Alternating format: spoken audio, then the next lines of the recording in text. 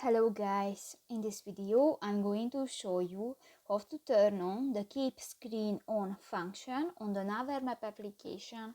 But first of all, I just want to mention, please don't forget to subscribe to our channel, because at 100,000 subscribers we are going to show you our YouTube revenue statistics and growth strategy, how to make money online.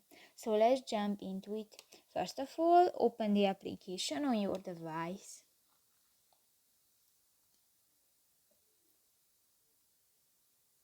Click to the three lines at the upper left corner of the screen and go to the settings icon.